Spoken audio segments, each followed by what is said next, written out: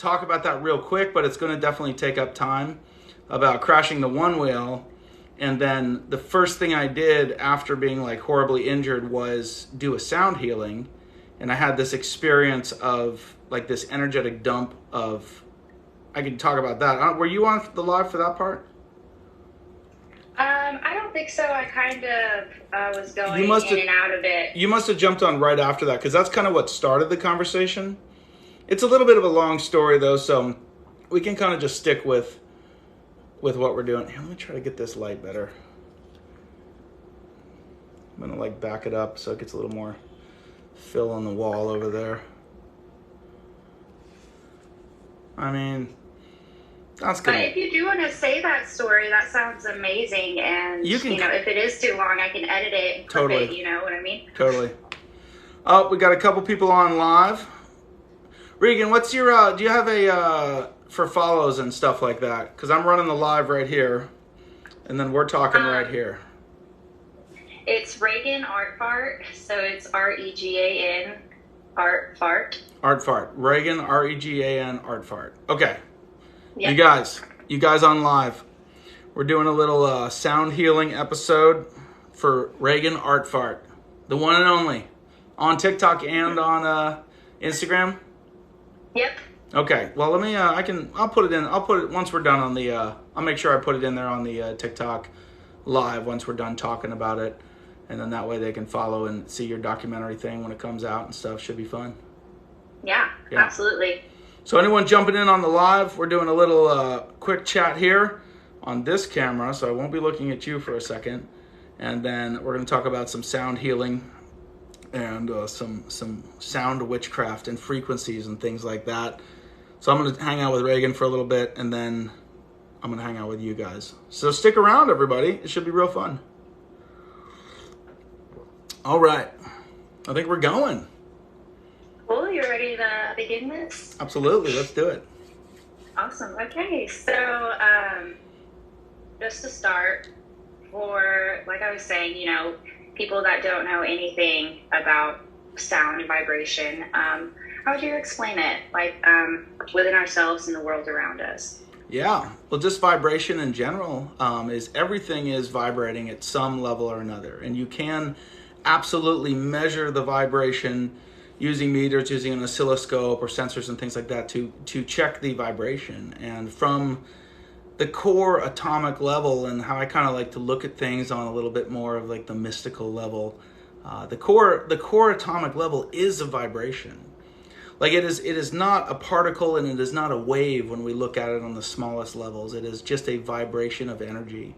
And the atom, before it gets turned into, you know, stuck to a particular amount of electrons, sticks to something else and becomes a molecule, and then a building block of life, and turns into all our cells and everything like that, or whatever. It turns into the wall behind me, turns into this plant behind me. All of the things has a particular vibration at the atomic level, which creates that electromagnetic field of the atom, and then those things magnetically kind of stick to each other, creating what is life. So everything from the lowest level is a vibration, and then even in life forms, we all have a particular energetic signature, which is the vibration. It's the energetic flow going through all of us. Like we are, as humans, about 4.8 billion volts, which is not amperage, so it's not like we're shooting lasers out of our fingers or anything like that, but between all of the cells, the vibration, the electrical energy of the cells, we have about 4.8 billion volts in our body. And so we are, from the core level, effectively a bunch of just buzzing little atoms. We are a vibration at the very lowest core level. That's awesome. Like, I love hearing that we are all vibrations. And so I don't know, it just kind of brings a sense of like familiarness to everything around us. Like we all are like this vibrating thing, and like, one consciousness kind of. So understanding it from a cellular and molecular level of that sort, like we are vibration, and this microphone is vibration, like how can we use vibration to kind of like, let me go back and ask this actually real quick. Yeah, go for it. So can you explain what a energetic blockage is, and maybe how we can use the vibration to like dissolve that. Yeah, it gets a little bit into the metaphysical because we don't quite fully understand that thing in science, and we had a big philosophical split back in Rome, and Rome created the Western culture, and the philosopher that went to the East, that the mind and the body, or the spirit and the body, are all one. He went to the East, which is why all Eastern traditions, it's like it's all one. And the philosopher that believed that the spirit was separate from the body, or the mind and the body were separate, stayed with Rome, and that's what created our entire Western culture. So we've just had a very ingrained split culturally to not believe that it is separate. But when you look at it on the meta level, we are spirit in a way. If that is not spirit, I don't know what is. This energetic sensation that goes through us, these energies of life. And just as my hands will move around, I mean, what is that but a feeling? I am sending a signal to my hands to move around. There is an electrical impulse going through my body from my brain, and I'm not even doing it consciously, really. My hand's just sort of moving as I sort of feel that it should move to illustrate a point. It's not in a high level of brainwave activity. So we have all these different brainwave activities that dictate all the things of our body and all of the energies of our body. We have a piezoelectric effect of our bones, which I think is pretty cool. That's like chi energy when you're doing Tai Chi exercises, where when you flex the muscles and you actually, I mean, your atoms are not even touching. They're suspended in electrical field. Like none of your atoms are touching. You have never touched a person. You have never laid actual physicality on another person, because there's always a suspension between the atoms there. There has always been a little bit of space there between you and another person, but you feel that. You feel the energy, the kinetic energy of those atoms pushing, just like you would push a magnet against another magnet and it would kind of push the other one away if it was at opposite poles. It's that kind of magnetic suspension that's happening with our atoms. So we have these resonant frequencies in us. Our bones are piezoelectric, which means they emit frequencies. It's the same as like a guitar pickup, which I brought here. So a guitar string vibrates as a vibration, a frequency, and you can actually see it vibrating there. Wiggles back and forth. And the way a guitar pickup works, this piezoelectric pickup underneath the bridge is actually a little crystalline structure. It's called piezoelectric. Which then takes the kinetic input from the guitar string, wiggling back and forth. It vibrates that and it creates an electrical impulse. It actually emits an electrons come out of the piezoelectric pickup, go through the electronics, and then you plug it in and it amplifies it. So we have this same kind of technology in our bones. We have our same kind of technology in our pineal gland of piezoelectricity.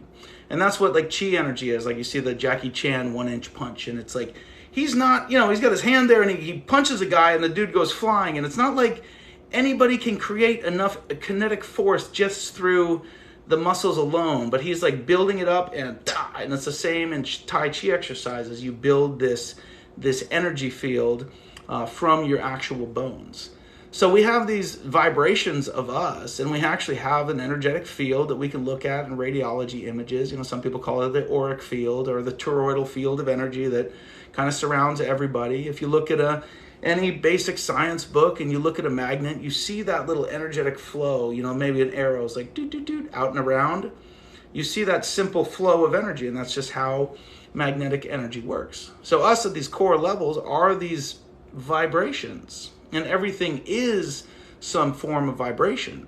So when it comes to something like sound healing, we use things like a singing bowl here.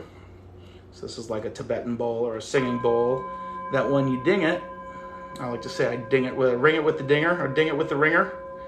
When you give it a little ding, it vibrates, right? And what's happening to create the vibration of this is I'm whacking it with something. I'm putting kinetic input in, some energy of an object that has mass. It's a dense piece of wood with a little leather around it, which then whacks the side of the bowl. And just like the guitar string goes back and forth to create a vibration, the side of the bowl goes, and it wiggles around.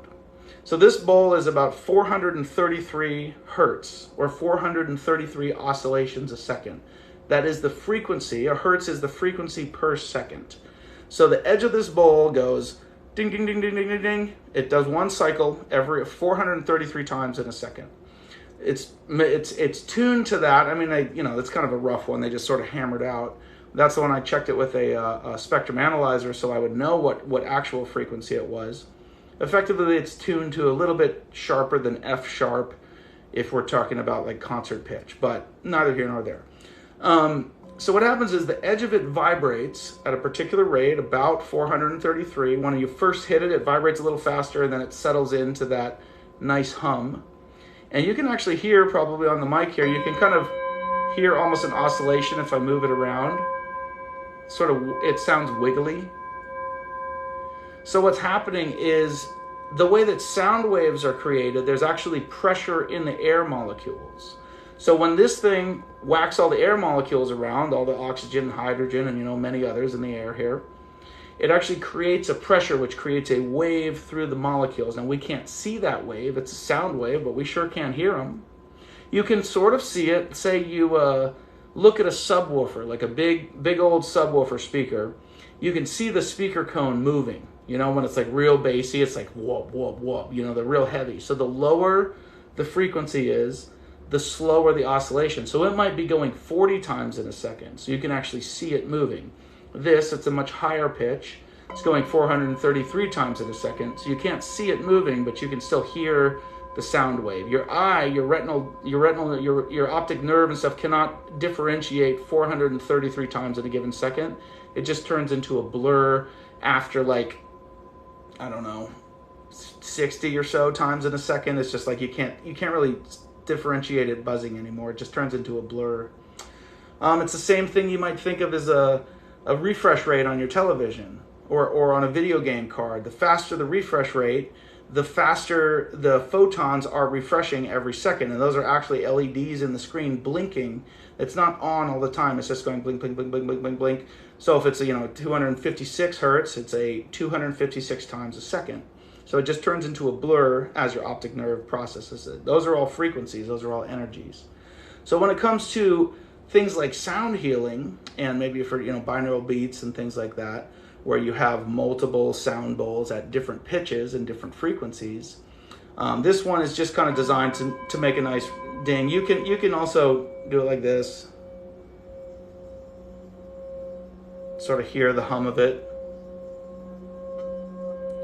So the crystal bowls, you get a little bit more succinct pitch from doing it, and they're much more accurate. Like, this has been hand hammered, so it's not as accurate. It has a little bit of oscillation. So, this side might be moving a little faster than this side, so that's why it sounds a little bit wiggly. It's not as like crystalline and clear. That's why a crystal bowl might sound a little bit more succinct. So for me, thinking of it like that, what's happening kind of on this atomic level in our bodies, and I've done different sound healing things before, which truly, like, you feel something within you. You're like, whoa, like something's like shaking in your guts, you're really feeling it. What's happening, there's different elements of that. One, this particular frequency, about 433 or 432, is like the resonant frequency of the earth. It's about the same at feeling, like if you think of it, energy as a feeling, just like how my hand has a feeling to move, or anxiety is a feeling, an energetic feeling within you. You know what I mean? There's different sensations that we have that we translate as something that we put a word to. But these are all feelings that we have. So something like 432 or 433, which are very close. I mean, effectively, it's about the same frequency as the Earth's natural resonant frequency. This sound of this bowl would be about the same feeling as putting your feet in the sand, or putting working in the garden, and you feel that nice. And there's actually studies like, oh, it's good for your health to dig in the garden and work in the dirt, because you're actually connected on this level. Or even just taking a nice bath. When you're taking a bath, the bath is grounded to the metal pipes that go down into the earth, and you're actually grounded to the frequency of 433. So you're laying in the water and you're just like, oh, this feels nice. Like, there's this meta nice feeling that's happening. So when I ring this bowl, the reason it sounds nice, get a little better ring here, is because it's reminding you somehow energetically of the earth. It's reminding you kind of energetically of the same frequency. It's like putting your feet in the sand at the beach. And when you put your feet in the sand at the beach, there's a whole bunch of salt in the sand, and it's a little bit moist, so it's even more conductive. And so you feel this, like, feeling, this relaxation. So I like to say it's like energetic CBD. It like reduces the inflammation of the atoms. The atoms can be all spun up from a kinetic input. Like that's what a bruise is. That's what a inflammation is. If you take a big hit, I mean, I skate and go ride electric vehicles and things, and oftentimes eat it and get all beat up, and it's like I might not have a bruise, I might not have something, but it's like I might be swollen somewhere because there's been so much kinetic input in a spot on my physical body that there creates swelling, because how the atomic spin of the electrons spinning around the atom, the faster they're spun up, kind of the greater the field is. It's like the tighter the field is, and as they spin down, it's like relaxed. So if you have a whole bunch of kinetic input into your body, that energy cannot be destroyed. It just changes forms. It goes into the body and then it has nowhere to go, and you have swelling, you have inflammation, you have a bruise. So doing something like sound bowls and things like that, and it gets a little bit interesting out there because these are sound waves creating actual pressure in the air, and it's a little bit different than, say, photons, which will actually travel through different things. So sound waves can hit something. It depends on the bandwidth, how tall the wave is, what it can travel around, how big the object is. So there's different things, like if you're doing cold laser therapy, there's different frequencies of light that can actually permeate into your skin. That's the same way you can get a sunburn. It doesn't actually burn like the upper layers of skin. It kind of burns the lower layers of skin, depending on if it's UVA light or UVB light, which will actually penetrate into the epidermis a little bit because of the frequency of the light. So you are this atomic structure of all of this energy, and we have all of these different things traveling through us. That's why you can get, a radiation burn. You can get burns from microwaves, not like a microwave in your house, but if you're in front of a microwave antenna and it's a very high amperage output, you can actually get burns on your skin from it, because it is the same frequency of light. It's just not, it's the same spectrum of light in the electromagnetic spectrum. It's just not a visible light. The light that we see in the oscillation of frequency is a very, very, very narrow band of light compared to the entire spectrum. It goes all the way down into ultra low frequencies and ultra high frequencies, and I'm pretty sure it just goes right back into itself as light kind of gets sucked into darkness, and you can't have one without the other. It's just a wide range. So when it comes to sound healing and vibrations and frequencies and oscillations, you have the right frequency, and it's almost soothing to your nervous system, to all your atoms. This feeling of, that's nice. And then when you have things like binaural beats you hear about, when you have a frequency in one ear and a frequency in the other ear, your brain is actually crossing the median line and trying to do math. So you hear one frequency at a particular oscillation, and you hear another frequency at a particular oscillation, and they're different. So there's this dissimilar frequencies, and then your brain's trying to figure out what frequency to listen to, and it actually mathematically will create a new frequency within your brain, which is the frequencies of your body, just like your brain waves are controlling my hand that's moving around here. So it's all tied in some way or another. There's a lot of speculation on what is good and what will actually do something, and there's a lot of kind of misinformed hippies out there just doing cute shit and putting weird words to it. But there's also a lot of science behind it, and there's a lot of really beautiful stuff that's probably yet to be discovered on how it's actually interplaying with us in our systems, in our atomic energy and things like that. So I don't know, I think it's pretty cool. Wow, that's really beautiful. You are awesome at explaining things. I want to be you, but thank you. I wish I was that good with my words. So you explained a lot for me, and one of my other questions, and you kind of went over this a little bit, but so why are some sounds like really good for calming us, and other sounds are just so chaotic? And then, there's sometimes when I hear things and it just like stresses me out, and, but really it's just sound. And so how is it like penetrating my energy field and causing me stress, while others, it just really can soothe me and put me, and even sometimes like transport me into different levels of consciousness depending on what I'm listening to? Yeah, for sure. when it comes to the textures of music, or maybe the textures of road noise, you have a lot of cross phasing. So if you imagine seeing two boats go side by side, right, and they both create a wake, and then those wakes ripple out in the water, and when they hit, there's a little bit of like crashing around. And it really depends on the pattern of frequencies being emitted and how they are being emitted, how the waveforms are being created.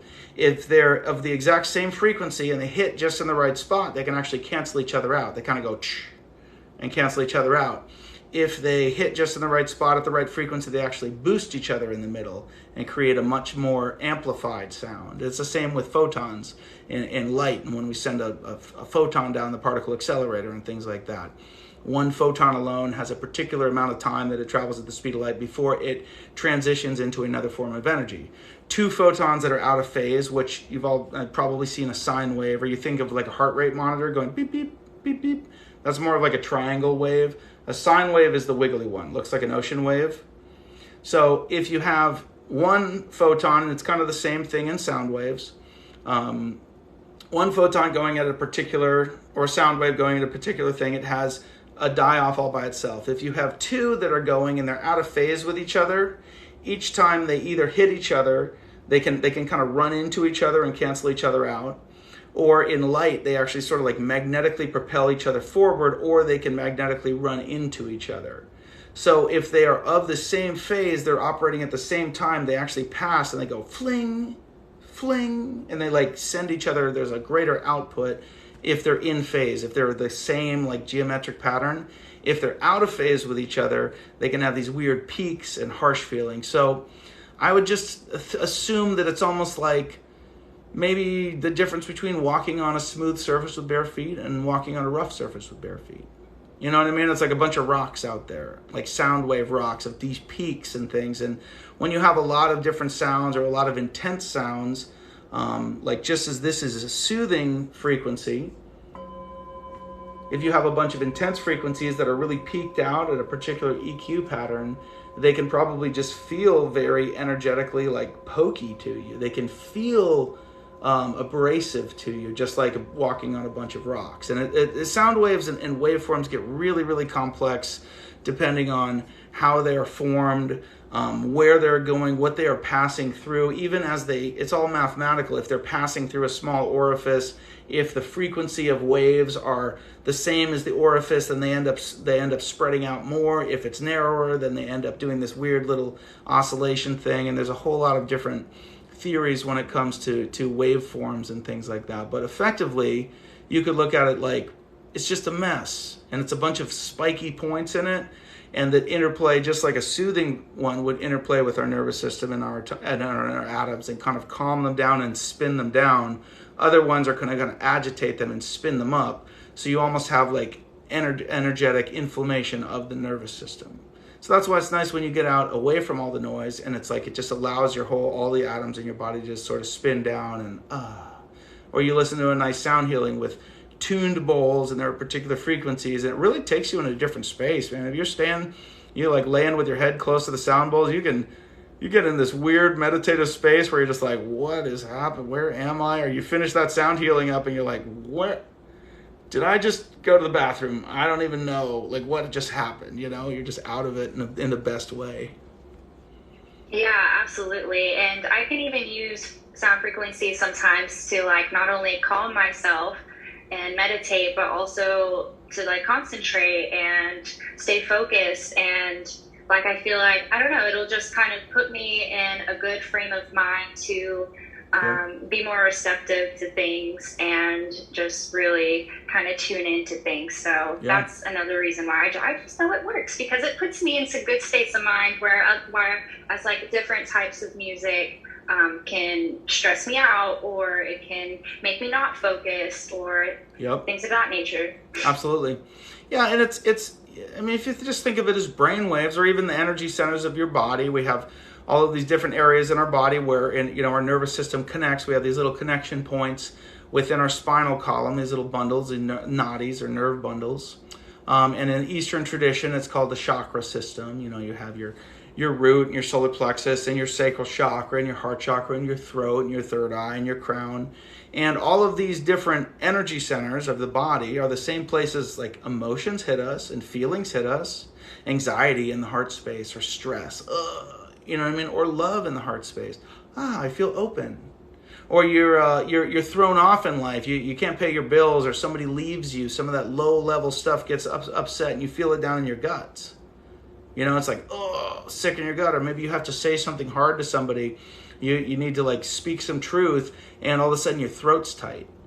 So those are the energy centers of your body, and everything is this energetic experience. And those are just the hormones from your endocrine system hitting your body based on a particular concept and the thought process. And those thought processes and those concepts are all your brain waves, your alpha, your beta, your gamma, delta, and your theta. Your alpha brain waves are where your consciousness kind of resides. We're having this conversation. We're thinking about stuff. We're looking at colors. We're thinking about what we're going to eat or whatever. In those beta consciousness, you have your heart's beating and your lungs are moving and your blood's flowing and things like that. And even here, it's like my hands have been moving as we're talking, but we didn't really notice them until now. Now they're in our alpha consciousness. They're in an upper level of brainwave. So you have all of these different energies of the body. You have all of these different brain waves. And on that meta level, that atomic level, like you are energies. So what's a feeling but energy? And if your feeling is resonating at a particular frequency of that energy, like this resonates kind of down at the sacral chakra. I lost my dinger. It's gone.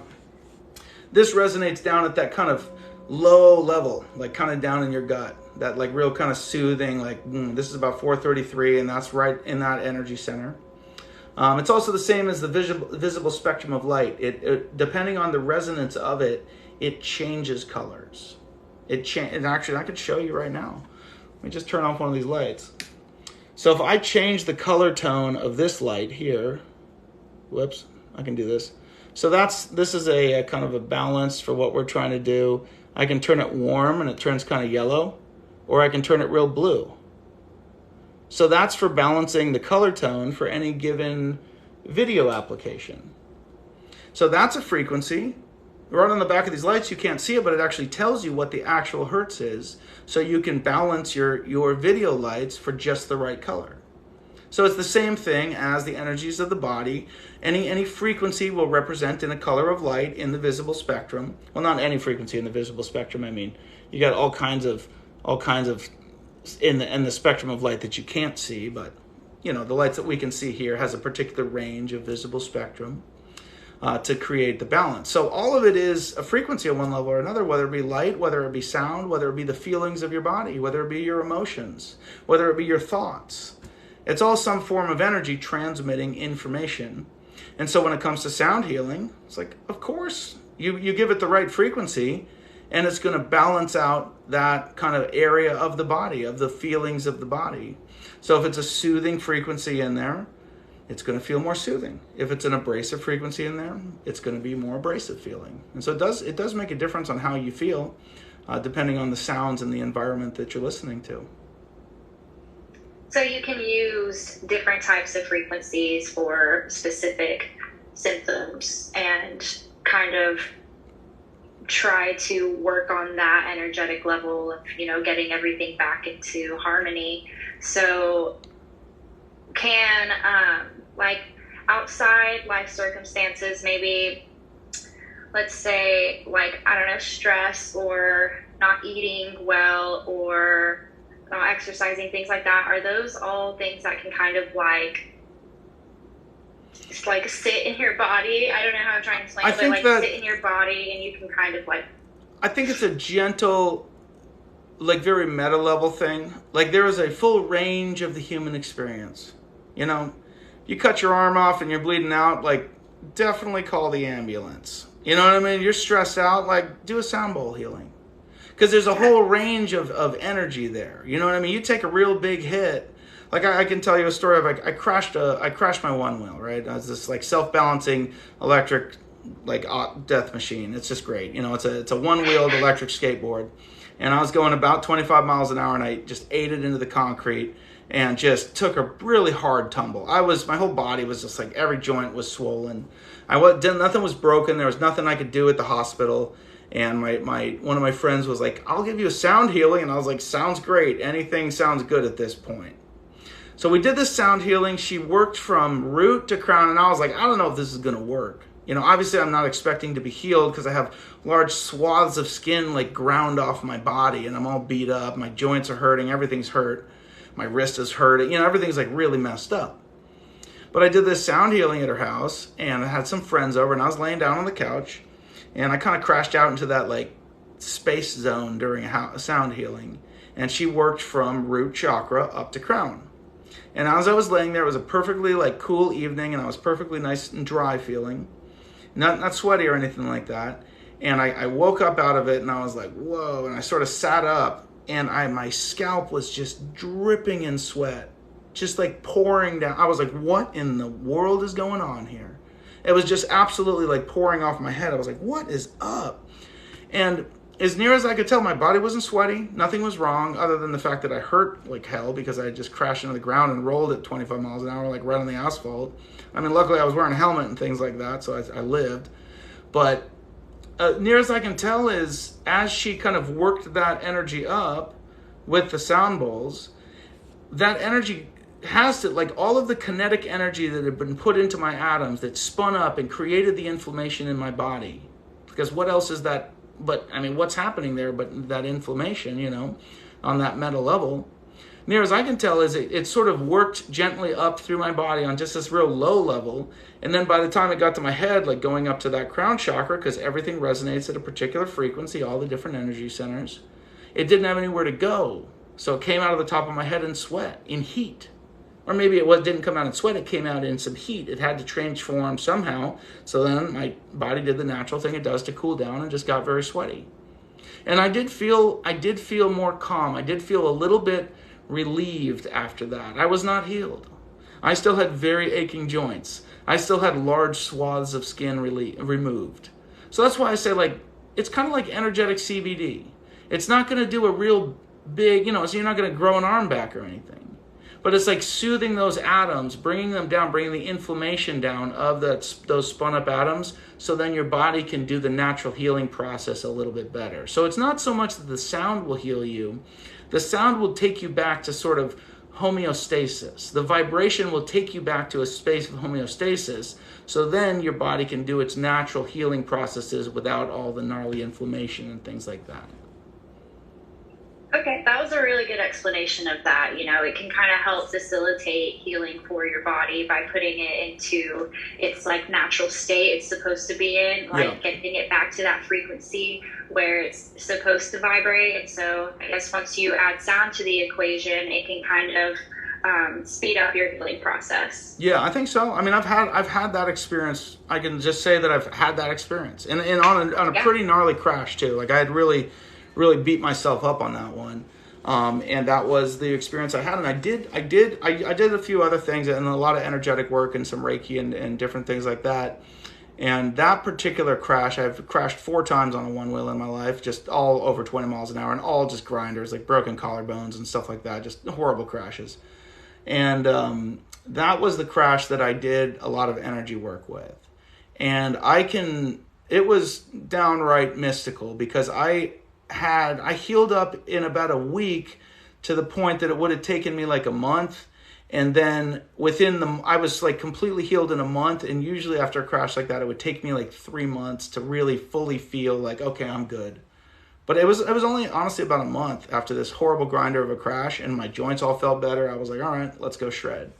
So, I mean, there's a lot to the meta energy stuff. There's a lot to the sound healing things. There's a lot to the energy work of working with that meta level, because it allows your body to then do its natural healing process without all the inflammation and things like that.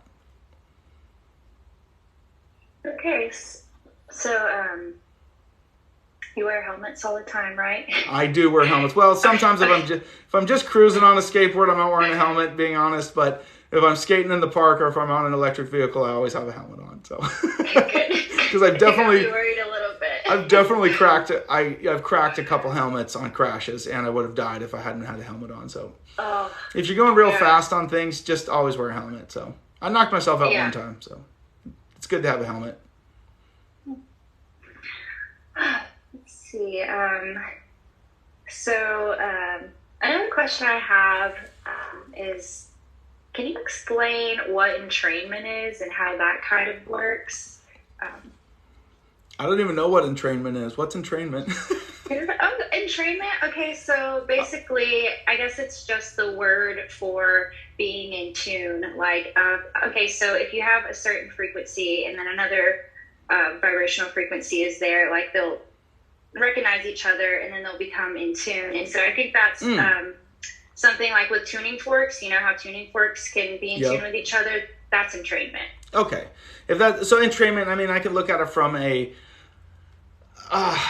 it's a magnetic event. The same thing happens in like circuit design, where you can have a frequency shift from one energy to another. So you have to isolate things like in a circuit for if you're designing a PCB or something like that in DC electronics. Otherwise you'll have a frequency shift, and like if you're designing a computer chip and they're not isolated from each other, the higher frequency will suck the lower frequency towards it, and then there will be noise in the signal, and the computer chip will not be doing the thing that it's supposed to do, or the circuit will not be doing the thing that it's supposed to do.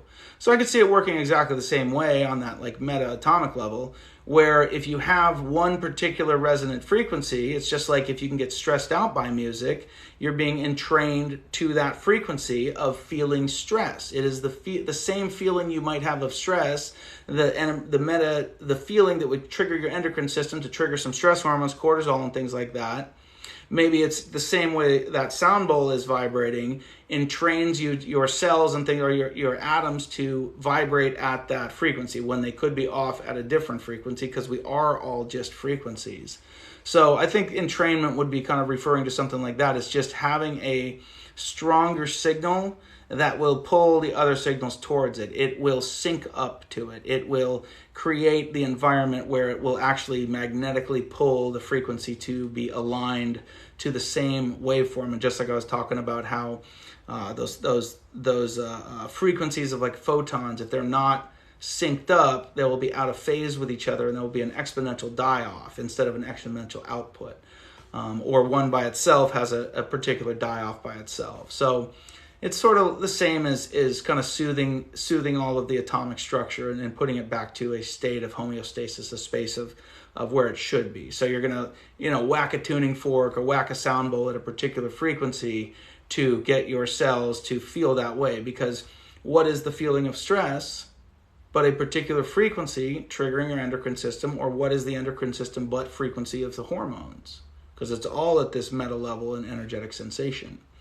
So I could see that being a thing, entrainment to like get you to feel a certain way. It's the same as if you listen to some soothing music, you're being entrained to be in a state of And if you're listening to energetic music that sounds abrasive, you're in a state of like all hyped up. And maybe you want to work out sometimes and be all hyped up and listen to something thrashy, or maybe you want to study and listen to some lo-fi beats. Like you're just entraining your nervous system to be in that particular energy. That was a really good explanation. So, let me kind of think here. So, I think there's a lot of misconceptions. I know you're pretty popular on TikTok, and so you're probably seeing how there are certain like different frequencies that are like, if you listen to this sound, then your life will like change and a miracle will happen tomorrow. It'll like promise you all these things if you just listen to this one sound. And so I feel like there's a little bit of a misconception going on right now that it's like, like you said earlier, sound healing can't bring your arm back or anything like that. So I feel like there is a lot of science about it, but the way it's kind of become really popular on TikTok and, the promises that those are making, it's like not really matching up. So it's causing people to not really believe in sound healing or think it's just like a crazy This is why I make fun of hippies on a daily basis, because there's so many misconceptions about all of this stuff and sound healing and crystals and all the things like that. And it has nothing to do with that. It has to do with you. It has to do with how you are creating your experience through your mindset, and more importantly than your mindset, your feeling set. Because you are the most powerful energetic thing in your existence. Not the crystals, not the sound bowls. That's just taking a little CBD. That is just a little bit of like supplementation to the experience that is you. And so, yeah, if somebody says, oh, if I listen to this sound, I'm going to be rich, and they really truly believe it, they're going to manipulate their quantum field to do it. But if they just think, I'm just going to listen to this sound and I'm just going to get rich, but they don't actually believe it, and they're not arranging the subatomic particles through expectation to create the electron field of the atom that creates the reality within the moment, then it's just a shit show, and it's just a bunch of hippies saying words. So don't believe all that stuff. Your reality is created based on your expectation and how you feel and how you believe in yourself, because your feeling is an energetic sensation. And if you don't feel good about it, it's not going to be good, because all you have is the moment, and your moment creates your future. So you have to work through that mindset, and you have to work through that feeling set of being centered and being one right here. And yeah, listening to a nice little bowl ringing will help you soothe and will help you be entrained to a nice frequency. But you can easily throw yourself out of there with a little bit of shit mindset. So don't believe all that stuff. And don't believe all the hippie things. They, generally speaking, have no idea what they're talking about on the technical level. If it feels good for you, go for it. But you are the one creating your reality based on how you feel and based on how you think, all of the brain waves going through there. There is nothing that will save you from yourself but you moving into a space of center and creating a beautiful moment which will move into the future, because the future doesn't even exist. Future doesn't exist? What do you mean by that? Can you elaborate on that just a little bit more? Go to the future. The future doesn't exist. This one's hard. You will only... Yeah, so like in this moment it doesn't exist. But like it just it just happens. Like the future just happens. Correct. So. Exactly. You only ever have your moment. So if you're looking to the future to arrive, if you're looking to the future to attain something, to say, oh, if I do this, then the future will be good. Or if maybe in the future, you're never working on your moment. You're never working on center. So be here now, right here in this moment, perfectly arrived. You'll never get to the future. And the moment is creating the future. So however you feel right now is what the future will be. And that's why mindset is so important, because if you spend the now thinking about bad things, then I guess maybe that's what your future will be. Yeah, so. And when it comes to the quantum level and things like that, like time doesn't exist. It's a construct. We just think of it in a linear scale, but it's more of a giant bubble that is going back into itself. We just can't quite grasp that on an energetics perspective. But if you look at the quantum mechanics of it, you're arranging the subatomic particles within the atom to create a particular electron field, to create a particular molecule, to stick to another thing, to create an element, to create a cell, to create a kidney, to create some element of life. But that's all based on your expectation in the now, and your now is based on how you feel. And that is created by how you think. So there is no future. It doesn't exist. The time is an illusion. Like the second, like when did the second start? It's just a construct that we go by to keep the time clock and things like that. So we know where we are in some proverbial time and space. But your future is completely created within your moment and what you believe. That's faith, that's manifestation, that's manipulation of subatomic particles within the quantum field. It's hard to grok. That's okay. I love your mind. I mean, I'm learning so much, and I think you just have like such a solid grasp on all the things that I want to learn. So I'm very happy that you showed up randomly on my live. I honestly feel like it was kind of meant to be, because I was having a little bit of an issue. I would say I have a throat chakra blockage in a lot of ways, because I have a lot of social anxiety, and so it's really hard for me to talk and communicate clearly, and that's something I'm working on. Yeah. But I was having a lot of issues narrating, and I was like, how am I going to get this out? How am I going to explain this in a way that I would like to explain it on like a scientific level? And you know, because I'm just learning about all this, so I really don't know. I don't really have as strong as a grasp, but Yep. Yeah. You're doing great. I think like, you're doing great. You're figuring it all out. And that throat chakra block is a fear of the future. Is that social anxiety is a fear. It's some negative self-belief system from something behind, a feeling left over, an energetic memory left over in you of something that is not accepted in the moment of self. So because there is a feeling of non-acceptance within, you have a fear of moving into the future, of presenting, of doing the thing. So it blocks the throat chakra, because the body, when it triggers the endocrine system to create the feelings of the now, does not know the difference between a subconscious subconscious thought and a conscious alpha brainwave thought. Your body feels. Your feelings are 90% of your experience when your ego and your mind are only about 10 or less. I would say that I am all feeling and emotion. Like I can't really separate myself logically in a lot of ways sometimes. So I think that's like, I do have so much like feeling and energy in me, and it's like, it's hard to push things out sometimes. But yeah, I think like this was really beneficial for me because I was on a last minute time thing. But is there anything else that you want to add? I think you've answered a lot of my questions and you've had a lot of good things to say. So. I think that's probably it. That was fun. I enjoyed it. That was fun. I love talking about this kind of stuff. Yeah, I'm looking forward to seeing the little documentary thing and what you put together. Sounds like something that's cool. Yeah, I actually did another interview on a sound healer here in OKC. She does like a lot of vibratory, energetic healing and like massages and things like that. And so I kind of got to see her studio and how she does things. And so I think I'm going to like clip her and clip you in and just kind of have that instead of me narrating. So you really saved me on this. So cool. No, I'm glad to be here. I want to definitely share any of that knowledge and try to clear up any misconceptions too, because like you said, the TikTok thing, it's like people go down these rabbit holes of idiocy that have nothing to do with creating their moment, which creates their future, which doesn't exist because they're only ever going to be in the moment. Well, I'm gonna sit with this and I'm gonna think about it for a long time. Trust me. Like I think you've brought up a lot of good points where I'm just like, I need to like look into that. That is cool. But yeah. So I think I really got to get to editing now. It's almost 11 here. So get to editing, girl. Well, jump in on the live. There's some people watching here. Jump in on the live and say hi real quick so everybody can give you a follow and they can see what you put out there. Okay, perfect. That'd be cool. I'll do that. All right, sister. Thank you so much, Daniel. All right, good times. We'll talk to you soon. All right, have a good one. Bye. Oh, I can do this. There it is. What's up, kids? Sorry, I was doing a thing. What are you guys doing? Anything cool? Come up with any cool comments? I wasn't paying attention to you at all. God, I gotta pee so bad, you guys. Holy comment, shitballs. Oh, man. Okay, Ricky's got it down. Everybody's drinking water. Hi, everybody. Hello. Scrolling through real quick.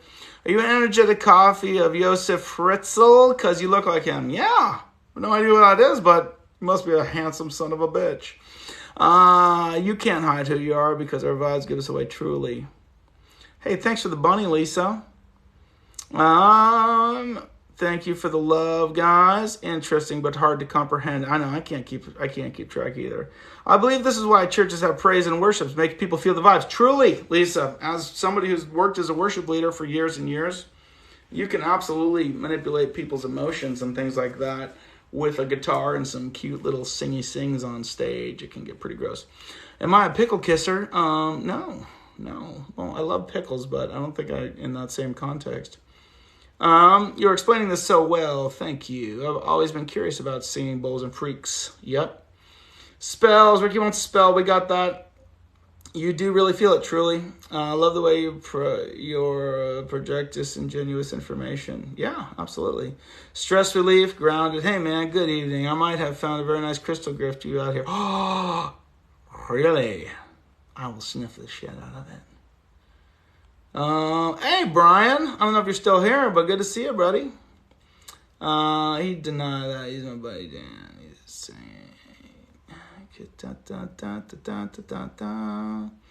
Shirt turned into a crop top, then back into a shirt. Yeah. Oh, I thought you're... Because when I got this, I did an unboxing of it. Oh, I got some salsa on this shirt. And there was a crop top that came with it. But... it has two seams, which what I really would like is if these were zippers. So when it's like a little hot, I can unzip the lower one. And when it's real hot, I can unzip this one. I think that'd be great. How can you deal with toxic people? Are you still here? I'm going to tell you, you gotta whack them in the neck. You know what I'm saying? You look them in the eye. Like this, then you just whack them. Yo, looking good. Nice haircut. Bump, bump, bump, bump. Don't live in the past. It keeps your body in fight or flight. Yup. It's wild that there ever is or ever will be what's happening right now. Yeah. You guys want to talk about the moment? What's up, TikTok lover? Hello. Thanks for the haircut. Thanks. Good to see you. My roommate and I just planned our entire next apartment on Photoshop. Good job. Good job. Hey, Chief, thank you for your love. You're welcome. I love you. And inspiration. Yeah. Follow Reagan Fart. Give her a follow. She did a little thing. That was really fun being on your little thing. I'm looking forward to the documentary you put out. I enjoy talking about geeky stuff. I'm really curious to see what I said based on what a sound healer person said. Because I know a lot of wonderful like hippies and sound healer type people. And I love them. They're very earnest. Very earnest. But most of them have no fucking clue what they're talking about when it comes to actual frequencies and hertz and electronics and things like that, or atoms. Not that I know what I'm talking about. And a bunch of stuff I've read and understood. It was like my dad was a electronic engineer, or he's just a real high level like inventor dude. And I inherited a lot of that knowledge from him, as well as he taught me a lot of stuff. So it's just sort of I kind of understand it at a deep level. I am drinking Brew Doctor Kombucha. Island mango. Oh, passion fruit, ginger, green tea. Look at that. That's some highly spiritual shit right there. Let's read the marketing blip. That's my favorite part, guys. Are you ready? A sip of sunshine. A tropical treat for any time of year. Featuring mango, passion fruit, and a touch of Peruvian ginger juice. Brewed with sencha green tea. Somebody fill me in here. I don't know a lot about ginger juice, but is Peruvian ginger juice better than normal ginger juice? I'm assuming it is because this is fucking delicious. All right. We're talking about highly spiritual things, guys. That's what I titled this, right? I figured if we were talking about sound healing, this was going to be very highly spiritual. Because what is a spirit? And how do you get higher spirituality? I mean, if a spirit is just a vibration, like all of the little things of the ether, and ether doesn't exist. That was something that was kind of phased out. We just still say it. And we're all just these vibrations, right? And all of those vibrations together make up all of it. Like, you are a spiritual being. You've literally never touched another person. Not possible. Atoms don't touch each other. They're suspended magnetically. So you have never made contact with another person. You have only felt a magnetic force. And when you break it down, the atom is neither particle nor wave. It's nothingness. It's energy. And you're made up of a bunch of atoms. So you're made up of nothingness. So you're just a spirit. Ding, ding, ding, ding, ding. So how are you going to get more spiritual? Huh?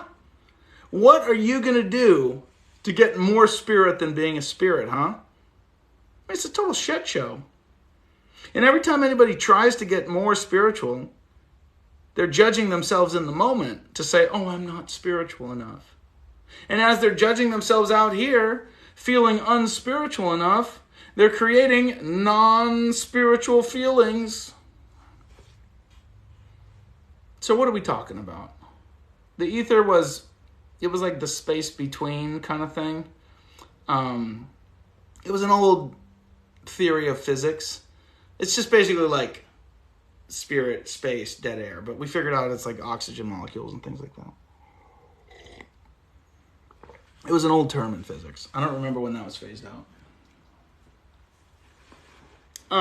So anyway. So yeah, it's like that's the thing with spirituality. Like, how are you going to get more highly spiritual? When you're thinking, oh, we're going to talk about dealing with toxic people. You didn't like my first answer? Figuratively speaking, spirit could maybe be described as the conduit connecting from the infinite. You are the infinite. You are connected to the infinite. Just by nature of the fact that you're a bunch of buzzing atoms, a bunch of other buzzing atoms. Do you realize that all of the air molecules around you are also buzzing atoms? Do you realize that everything is buzzing atoms around you, even if you feel like you're in open space? Oh, my first answer was totally sarcastic. I told him you got to just whack him in the neck. I mean, so that's why I was like, you don't like my first answer? So that's how you deal with toxic people. You look them in the eye and you just whack them in the neck. That's also how you deal with Mormon missionaries. At least they don't know where I live. I live in a little secret spot. But if any of them ever actually come back here, it's down a little dirt road. Like, you would never come down my little dirt road. You would look down that dirt road and be like, that's where people die at the end of this dirt road, right? Because it looks kind of like that. I don't think anyone's ever died back here. A lot of people have come to life, emotionally speaking, when they come back here. But, So that's the thing about spirituality. You can't be more highly spiritual. You think, oh, I'm connected to some ether, I'm connected to some distant consciousness. And that just takes you out of your moment. You're arrived, motherfuckers. You're right here. Your spirituality should be to move to a place of center where you are okay in your beingness, because you are the whole thing. You are a drop in the ocean, making you the very ocean that you are in, energetically speaking. Unless, of course, you're in the ocean and you're an actual drop watching this, which I don't think that would work with most phones. Some probably. But that's the thing with spirituality and trying to be highly spiritual and things like that and do more spiritual things. Any spiritual modality and discipline should be taking you back to a state of being. But we get distracted with all the spirituality and we say, oh, I shove another crystal up my ass and I wear a nicer robe and I do a little bit more kundalini of arm waving and things like that. Yeah, there's some body hacks you can do. There's a bunch of things practices that can help you minimize that ego, bring it into harmony. But none of those things are inherently spirit and or spiritual. You are the spirit. You are the thing. You are the one creating all your perception. There's nothing out there but you. And you are arrived. And the only thing keeping you from arrival is thinking that you are not arrived, which is the original sin. Knowing right from wrong, good and evil, when you are amidst the entire thing, thinking that you are separate. Link form to absolute. I mean, the thing linking form to the absolute. What's the thing, though? You are the thing. You are linked to the absolute. You are the absolute. Your concept that you are not the absolute is your ego. And that's what separates you from the thing, from God, from oneness, from the infinite expanse. Because even the infinite expanse you are perceiving. Everything is nothing but energy, vibrating at different rates based on your perception. Does God know he is God? I mean, who's God? If you're perceiving a man with a beard, you're perceiving an idol of yourself.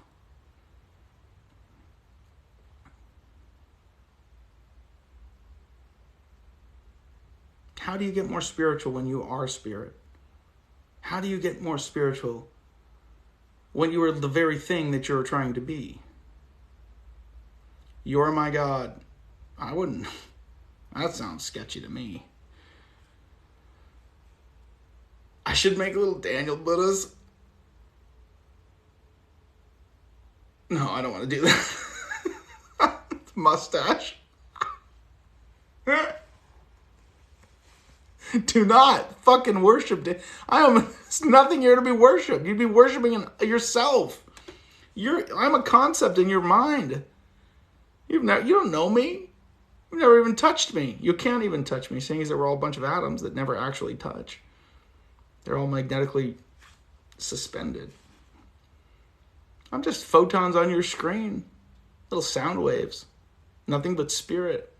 I'm a digital ghost in your head, motherfuckers. What are you going to do? Worship a nothingness? That would be stupid anyway. Go worship something outside of yourself? What are you worshiping? What's the point? Move into being. Be. I'm not real. You're the absolute man. Nothing but love and positive vibes. That's what I'm talking about. An absolute man. Ooh. I mean, I like to consider myself a man, but absolute man. Sounds like a drink. I'd like an absolute man, please. I think we're also the space which everything arises, so nothing. Yeah, that sounds good. I like that. Here. Here's God for you. Hello, Mariah. Are you Mariah, TikTok lover? Listen, there's 25 of you on here. I need you to talk amongst yourselves real quick because I just really gotta pee, okay? Is that okay? Can we do that? I've been drinking tea and kombucha and water. Everybody got your water? Drink your water, everybody. It's important to stay hydrated. You can't be spirit without being hydrated, you know? This is highly spiritual water. I'm thinking intentions into it right now. Now it's spiritual. Everybody calm your shit. Talk amongst yourselves. I'll be right back. I want to see like 3 really good questions when I come back. Not shitty questions, okay? Good ones.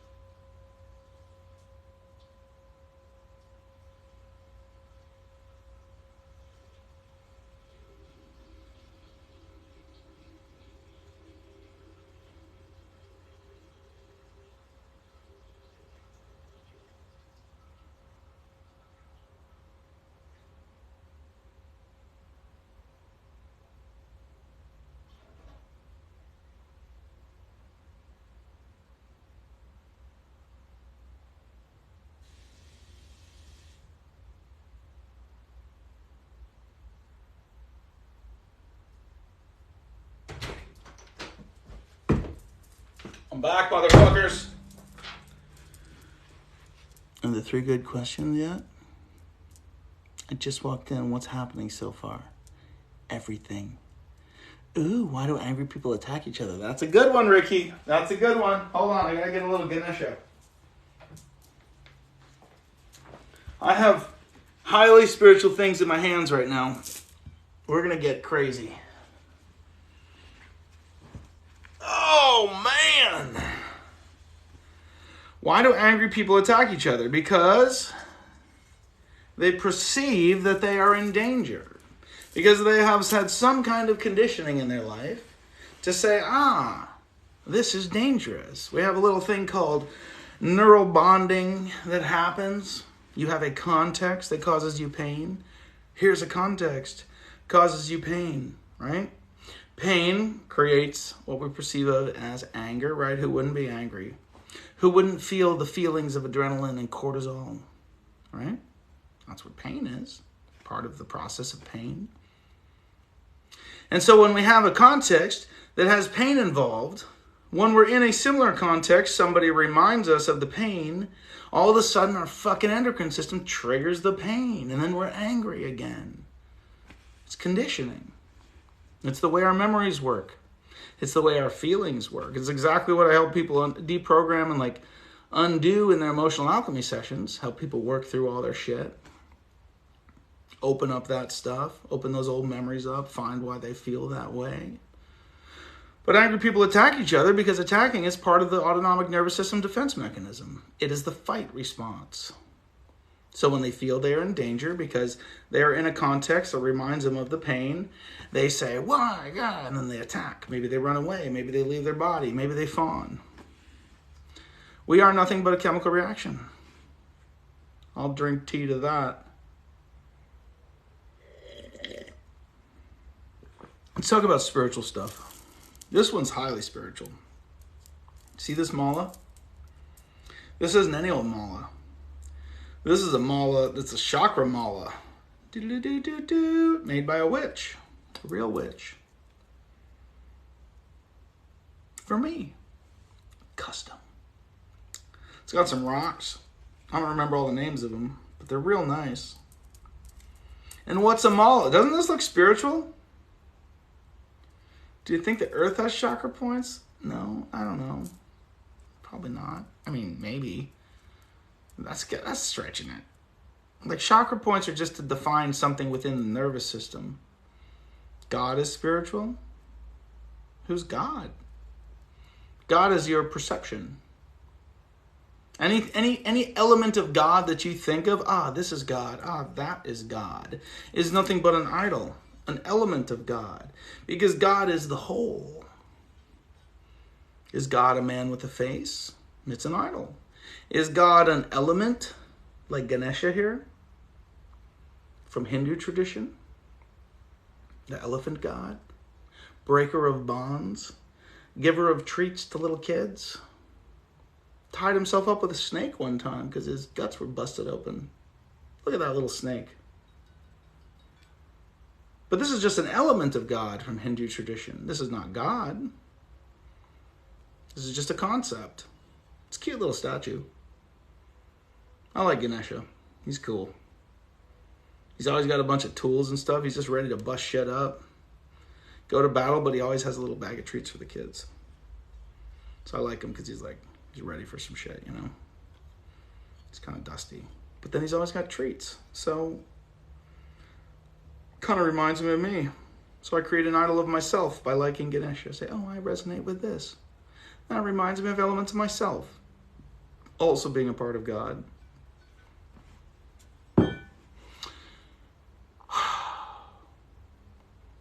The earth does have points of high energy, though. Yeah. Have any advice on mastering the physical world while keeping this stuff in mind? I mean, what are you going to master? How are you going to master the physical world? Like, do stuff like that and master it? What's up, Kendall Daniels? Where's the most spiritual place on earth?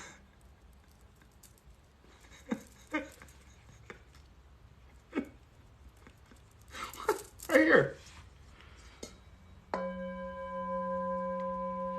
What's the most spiritual place on earth? The earth is spirit. Are you talking about one that has like a condensed energy? Particular resonance that you can feel? Maybe the highest amperage of energy? Or are you talking about the highest bandwidth of energy? Or are you talking about the closest period of energy together being the frequency, the hertz? This is making me feel not lonely anymore. I'm like video chatting with a friend. Yeah. You know why you're not lonely? Because I love you. I really do. Let's do a hug, guys. Oh, I love you so much. I really do. Truly. I am right now generating feelings of love within myself for you. All of you. Let's do a love spell. Ricky's been waiting all night, haven't you, Ricky? Don's here! God is a dance, constantly performing, ever-changing. Don knows the truth. I smell an ego, triggered by truth, so he ignores truth. You talking about Don? Or me? I'm an ego? You're an ego. What's truth? Are we talking about me? I really want to know. Money. Most spiritual place on earth is here now. Thank you, Don. God is. Ego pretends and projects toxic nonsense. God is what? God is your like your concept of God right now. Caitlin's here. Don's here. This is great. We're about to do a love spell. I got a whole bag of them.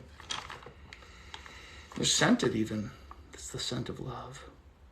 Not the kind of love you were thinking of. That's a little muskier. Hold on. Who was talking about God? I want to talk about God. We're going to do a love spell. I'm going to prep for a love spell while we talk about God. So anybody who's coming up with an idea of God is literally just coming up with an egoic form. They're saying, oh, I know what God is. God is this. Meanwhile, everybody can come up with that. Is God just one thing? Is God with man out in space doing God stuff? Ding, ding, ding, ding, ding. That's your concept. Your idea of God is literally residing in your head through a set of feelings. Whatever you're feeling and saying, oh, the tingle, the Kundalini tingle, the Holy Spirit, oh, the nervous system, must be God.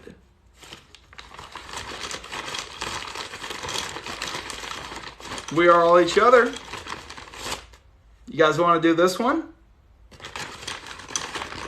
Ricky, I'm going to remember which one that was, just in case you say one. You want to do this one? Smell it. You smelling it? Do you think God is good? Well, what do you come up with God?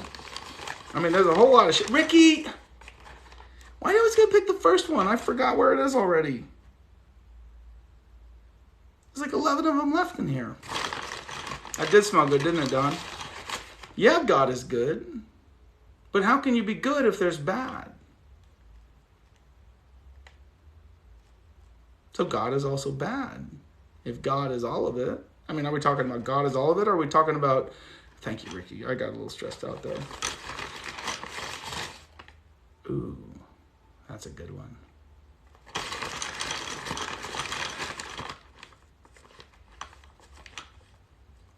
This is the one. Yeah, that's the one. You gotta feel it, you know? So who's God? That's a great question. I mean, we're being highly spiritual. Who is God? Is he a concept? Is he a he? Is he a she? Like, what's your concept of God? Because as you come up with a concept of God, you create an idol of God. Because you say, this is how I feel about it. And this is what my ego comes up with: words, utterances, vibrations. He's our plan of salvation from what? From him? Is God all things? Is he omnipotent and omnipresent? How can you save someone from yourself? How can you save an energetic thing that is a part of the whole from up the whole? Is God chopping off his toe to then save his toe? How does this work? He's our plan for salvation. He brings me happiness and I don't want to question it. But do you feel centered and in perfection at every moment? Can you quantum tunnel through time and space, turn into a beam of light and shoot lasers? I don't know. There's options out there, you know. Do you feel good all the time? Do you ever have anxiety? Do you ever feel like you're not in the will of God? That's because your concept of God that brings you happiness at some moments, which is nothing but dopamine and endorphins in your endocrine system, your concept of happiness is a concept of self. Chomping on his toe like a big space baby. I know, it's like this is God, and it's like that's just your ego trying to explain a sensation. You know? I love your perspective on stuff, bro. But yes, I do. You can love God. It just seems kind of juvenile, you know? It's like saying, this is God. Worship it. It's just a concept. And I think that oftentimes our concept of God is an idol that takes us out of being. And then anytime we feel a different way, when we feel, God is love, I feel God. And then all of a sudden one day we feel another way, we're like, am I in God's will? Oh, look at that shit. God is not here with us right now. That was bent all to hell and back. Not that I believe in that. Okay. Oh man, I'm really struggling here. It's because I'm being sacrilegious. What's going on with this candle? This is the worst love spell I've ever done. Too hot. That's what's up. I just get concerned with the whole God thing, because it's like, okay, here's God. I feel God. Like when you're like, oh, God is like the Redeemer or something like that. Redeemer from what? From being? God is not here today, priest. Yeah. How do they blame God for good or bad, right? God dished out. You're supposed to use candle too. Damn it. Damn it, Don. Look, I love you guys anyway. I mean, I don't mean to bash on God, but I can't bash on God. It's not possible, because every utterance of my mouth in bashing or in love is God. This flame is God. This flame is an energy. This flame is a transference of energy, in fact. Heat, wicking wax up, to then burn into tiny bits of carbon, transforming all of the molecules into something else through heat. Fascinating. Anyway, we're about to do a spell. So, if you're a Christian, look away, because you don't like Jesus. Because Jesus got crucified for witchcraft, which was the only law they could crucify somebody for, if you've ever studied anything.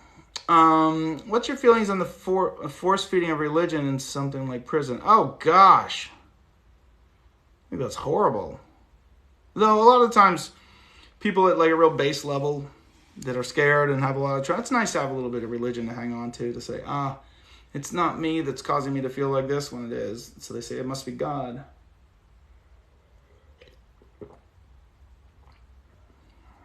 It doesn't really matter anyway. I mean, it's just when people start shoving their God on you, that's when you got to be like, whack them in the neck. Positivity is one of the most important things in our beliefs. It's good. I just like to feel positive. I've been sick, long time. I'm not good. I lost myself ages ago. Just bad, sad, no good. Need healing. All right, get on in. Christian, but you don't want to look away. Oh, you're going to get it. Is that caffeine-free tea? Yes.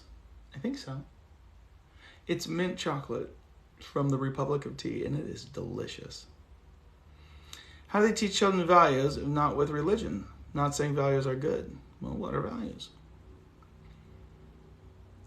The only way children learn is through experience, not through words. I say this from experience of having children. They experience by the feelings. So you teach children values by modeling values. Because they're not going to do a fucking thing you say if you don't model it. So just be it. Be the value. And then, voila. Ooh, this has sencha in it. The Brute, but I've only drank a little bit. I'm not super affected by caffeine, though. Okay. Listen to me, you guys. This is a love spell, okay? And I lit it because I love you so very much. Because you are so very perfect in every little moment that you're doing. Even when you think you're not doing great, you're doing so good. Because all of those are just experiences that are teaching you to become who you are becoming in this very moment. In this very moment is all you have. You will never reach the future because you will only ever be in the moment. So I love you in your perfection, in the moment that you are in, having all of the struggles and all of the good things and all of the values and all the lack of values. Because you can't fuck it up. You're an energetic being sucked by space magnets this way and that. And I think it's pretty great. And I think you're pretty great. And I love you dearly. Anyway, it's a love spell. You guys are loved. Now you know it.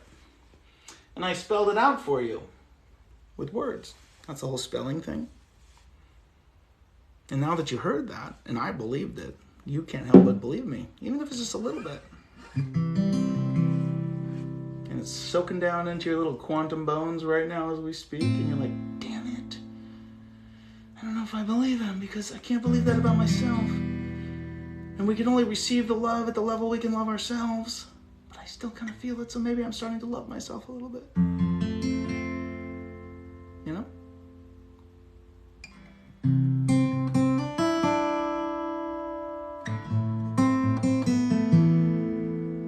You don't have to do anything, but I like to burn the candle because as I'm going to sleep, it kind of drives me crazy. I'm like, who lit this fucking candle? And I was like, oh yeah, I'm sending love out to everybody. Because I can manipulate that quantum field all I want. Even if you can't do it for yourself.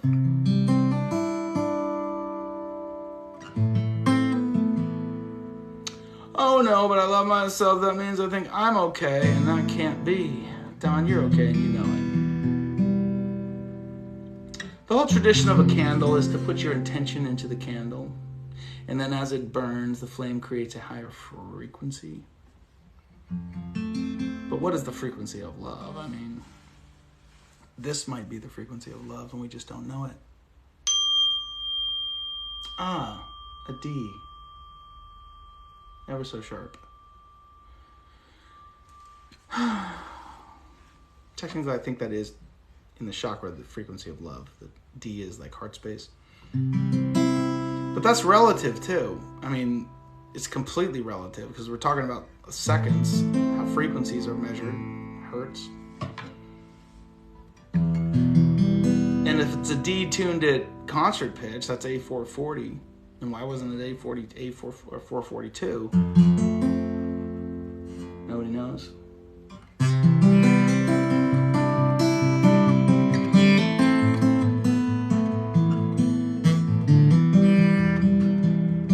Frequency of love, I guess, would just be a feeling, right?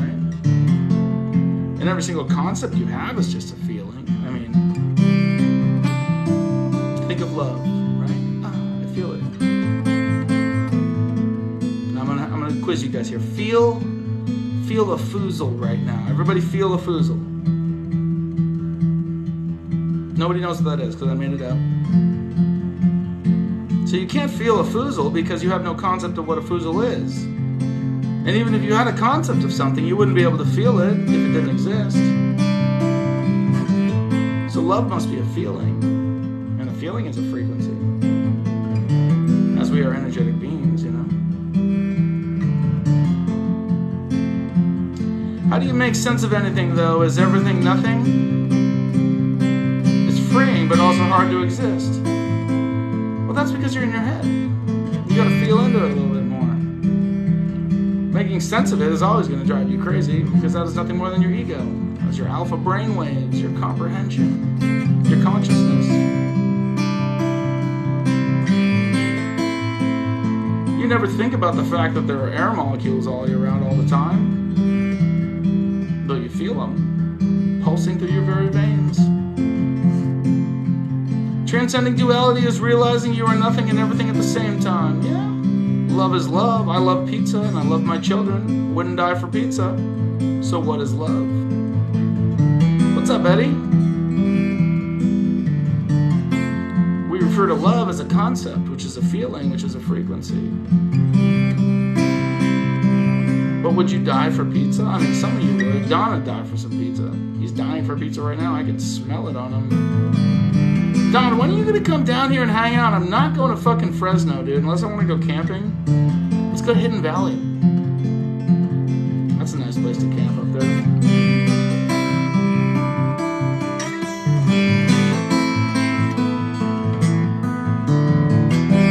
We can't skate, though. There's nothing to skate up there. There's just pit toilets, you know?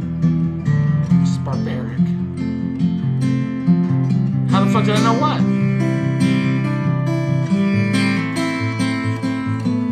No, dude. I'm tapped in with all you motherfuckers.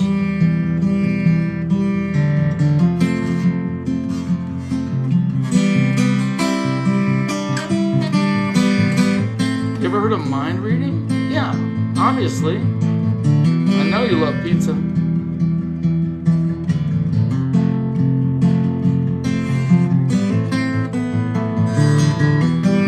I felt it in the force.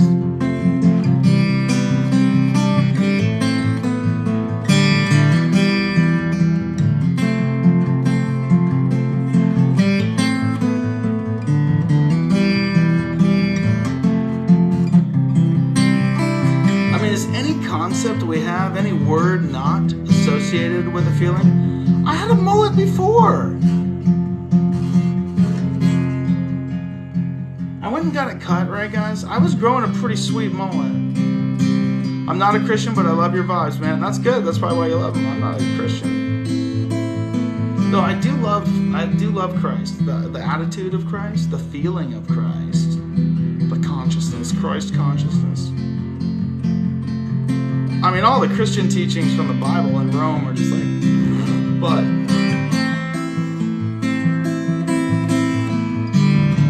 it's just a system of control to make you hate yourself.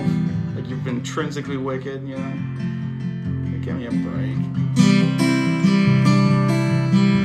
So I had a rad mullet. It was just kind of puffy on the sides, right?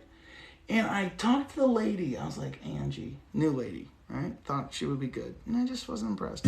Still tipped her well because, you know, she was nice enough. And I was like, this is what I want. Because it was getting pretty fuzzy. And it was long in the back. What's up, Bree? It was real long in the back. I was going to rock a rad mullet, like a big one. And I was like, Ange, this is what I want. I want business on the sides, party on the top, and an absolute fucking rager in the back. And what did I get? Business, party, party.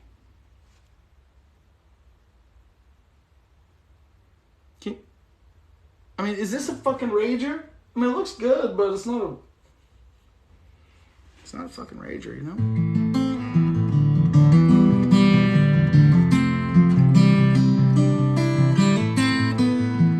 It's okay. You'll grow out a little bit before summer, you know?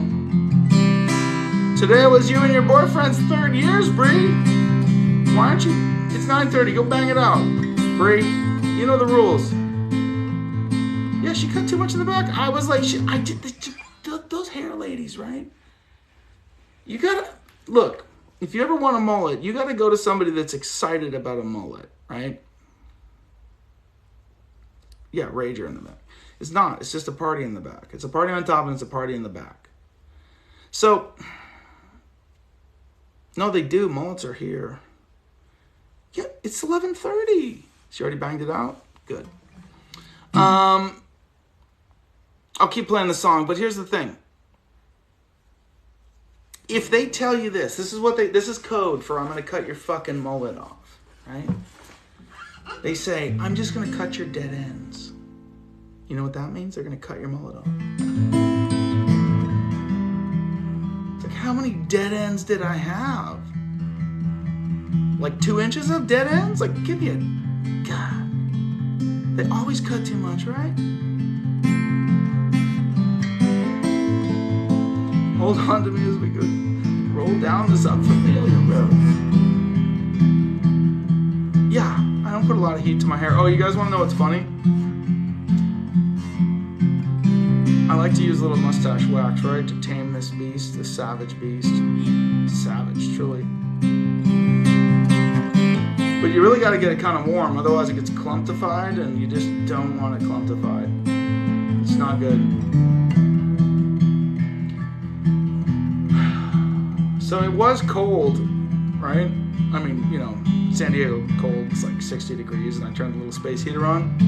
So in the morning, I would just hold a little space heater up to my face, and I would just brush it out with my little mustache brush, and it would just be perfect. It was like the perfect amount of heat, just doing this, you know? I loved it. But then it got too hot for that little heater. So then I had this hairdryer that I had gotten for Nelly, and it was just so much air in my face. It was just like, fuck, you know, it was just not working. So then I bought this like joke hairdryer and Julian that I thought was gonna be awesome. It was USB powered and it was this teeny little hairdryer and it looked so funny, and I was like, this is gonna be great. Just a miniature mustache hairdryer. You should move to San Diego, it's great here. And it didn't heat up, it just blew cold air. I was like, what kind of a $12 gift shop joke hairdryer is this? It doesn't even heat up. It was just a fan that blew air on my face. So I'm sitting there with this dumb little hairdryer with a mustache comb waiting for it to heat up, and I'm like shaking it, you know, I'm like, fuck. And Nelly took it, so Nelly loves it. But So then I looked on Amazon. I'm going to get this thing. Hold on. You guys want to see my mustache hairdryer? I tried to find the smallest hairdryer I could because I didn't want to have like a tornado of, you know, when you're in Arizona and you in a grocery store and then you walk out of the grocery store in like Phoenix in the summertime and it's like, and you just feel like you're walking into a hairdryer. I didn't want to have that, so I went on Amazon and I tried to find the smallest hairdryer I could, thinking it would be awesome, but just wait. Come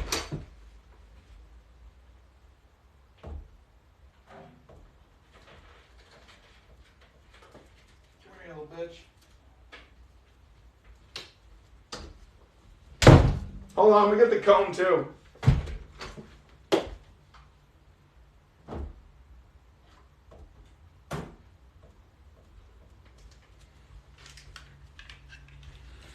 I'm not going to do the reveal yet. We're going to build up to this. Okay, so I buy this hairdryer. Tiny little thing, you know. I should have just, like, not dangerous, done that. And I'm like, this is going to work. And it's like, this is small, right? Everything's on Amazon was showing how small it was. But it was only, there was a version for like $29 that was black. And then there was a version. What I really want to get, if Dyson made a miniature hairdryer just for mustaches, I don't care if it's $300, I would buy it, like a little one, like teeny little thing, you know, just like, can you imagine? I would be so into that. Anyway, I buy this thing, right? It's like a alien's asshole. And I'm like, that looks awesome. Look at this, right? The black version was $29. This was $24.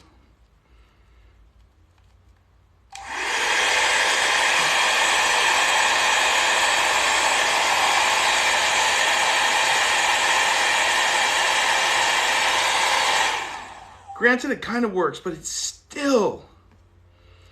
I was really hoping it would have some heat, like, not just heat settings, but, like, airflow settings. No. It's just a space butt, right? And I was with Sarah in the bathroom, and I lit this thing off for the first time. I swear to God, we both almost passed out. We were like, oh my God, like, what is that smell? I just hit the chime with my mustache comb. It works pretty good, but when I lit it off, you know what it smelled like? It smelled like burning oil and plastic and also the tears of the children that put it together. It's the cheapest. I would not recommend unless, like, would not recommend. Though it's small, right? And I was kind of imagining like a singing situation. It still smells like burning death. Paul, we're doing mustache grooming tips.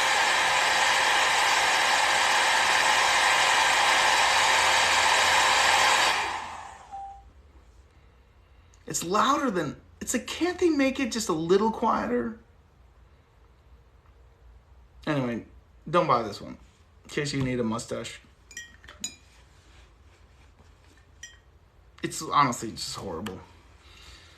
So if anybody has any recommendations for a small mustache hairdryer, I'm taking recommendations. I'm glad you love the new hair.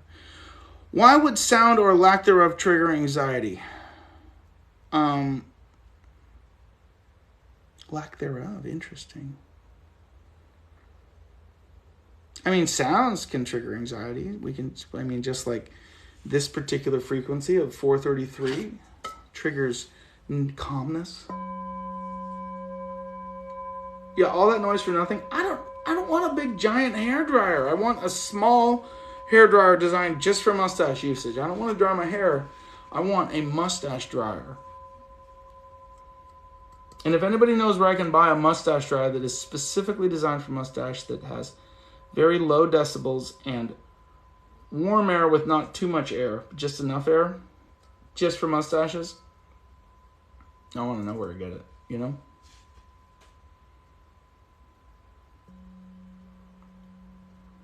So why would sound trigger anxiety? Okay, Anxiety is a feeling. Anxiety is a vibration.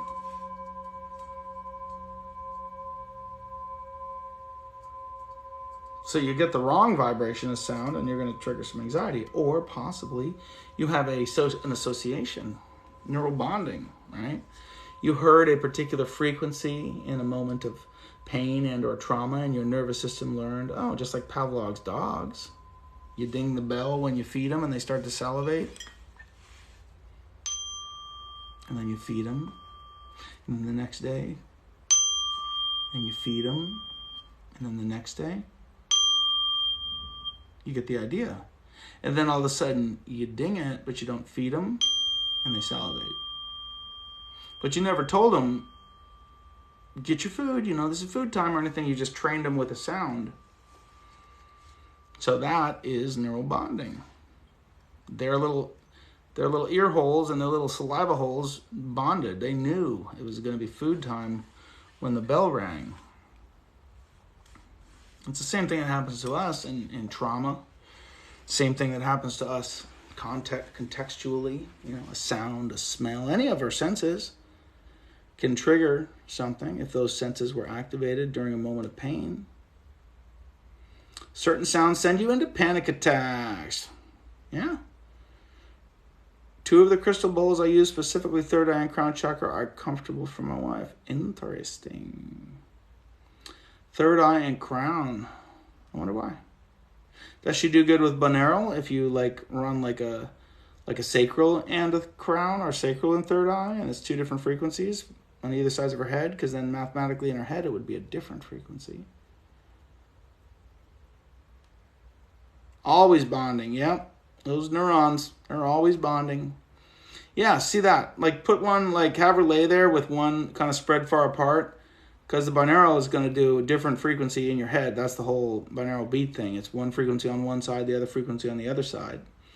And so see if that activates something in her. Go with the crown. Don't go with the third eye, like a little bit lower, because if it's getting up into a higher frequency and they're agitating your nervous system for whatever reason, go with one a little bit lower. So you could even do like sacral, like try to do like root, sacral, solar plexus, heart with the third eye or with the crown, just 2 at a time, so it creates like a proper binaural beat, and see what her brain does.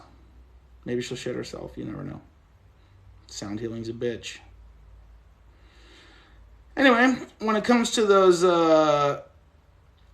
certain sounds sending you into panic attacks, are they musical sounds, or is it like a particular sound, like a screeching of a tire or something like that? Because, say for instance, when maybe you were a child and something horrific happened in your history, and then somebody peeled out, but it got burned out of your memory through your normal process of protection of the autonomic nervous system, then you could have that triggering a feeling within you. And then that would trigger your autonomic nervous system, because if you've not opened into those energies, that's the stuff I do in Emotional Alchemy, is helping people work through these old feelings and memories and stuff like that. High-pitched sounds of any kind. Are you a highly sensitive person? Are you sensitive to sound spectrum and things like that? It triggers anxiety. It's intriguing. I don't know why. I don't have an answer for you, but I'm probably going to think about it. The good Lord knows I'm going to think about it.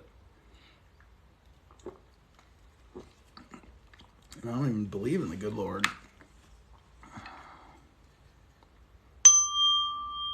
What's up, Oakland? Wait, does this high-pitched sound trigger anxiety? Sorry, that was horrible. I didn't mean to do that, but I kind of did. Here, I'll bring you back down. Cool your shit.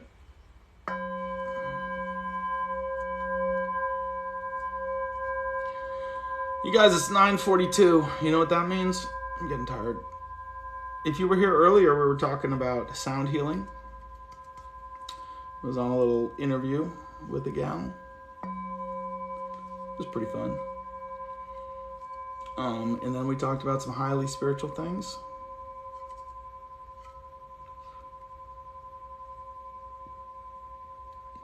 And then we talked about, I don't even know, Don, did you get that pizza yet, Don, or what? Talked about love. We talked about mustache hair dryers. It was pretty great. It was a really great night. We did a love spell. I'll play you guys a little ditty, and I'm gonna go to sleep. How's that sound? Glad you liked the cut. You're here for the love? Good. When you got the good part. Maybe I'll play you something in A.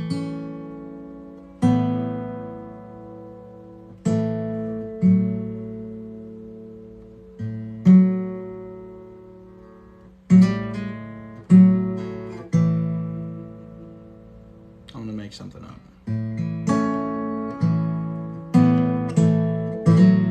Glad you're thankful. I'm glad you're here.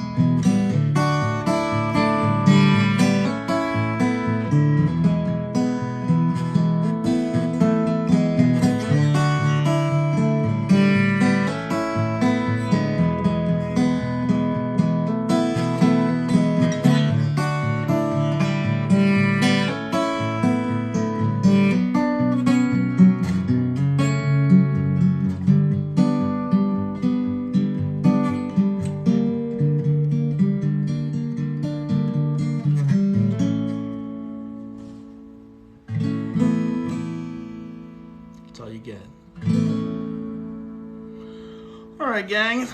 It's been fun. It's been real. It's been nice hanging out. Remember, there's a love spell here, cooking just for you, right there. Don, eat your pizza. Spanish Caravan, I cannot. Sorry.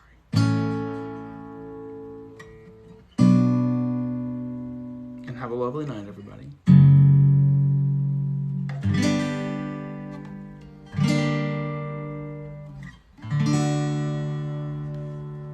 You're welcome, Zachary Hurd. You're welcome. How do I get out of here?